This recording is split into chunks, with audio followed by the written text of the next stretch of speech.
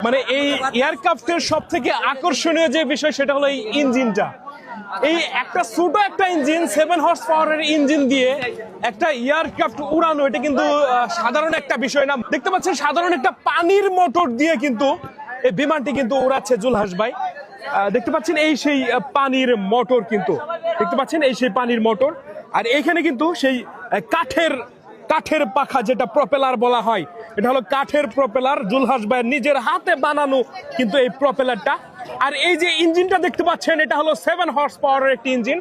সব থেকে আশ্চর্যের বিষয় হলো যে আপনার 7 হর্স পাওয়ারের ইঞ্জিন দিয়ে কখনোই কিন্তু সম্ভব না একটা প্লেন বা কোনো কিছুকে উপরে তোলা, আর সেটাই কিন্তু সম্ভব করে দেখিয়েছে মানিকগঞ্জে সেই জুলহাস ভাই। দেখতে পাচ্ছেন এই সেই 7 হর্স পাওয়ারের পানির মোটর দিয়ে আস্ত একটি এয়ারক্রাফট বানিয়ে কিন্তু আকাশে উড়িয়ে দেখাচ্ছে জুলহাস ভাই।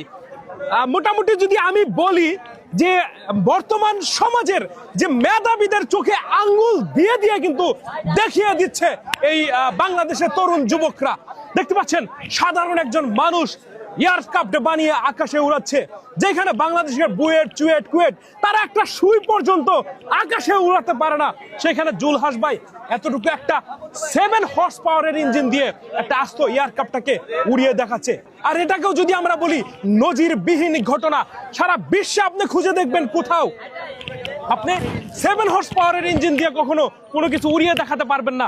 এটা সে করে দেখিয়েছে আর কি এই মানিকগঞ্জের মানিক সেই জুলহাস ভাই।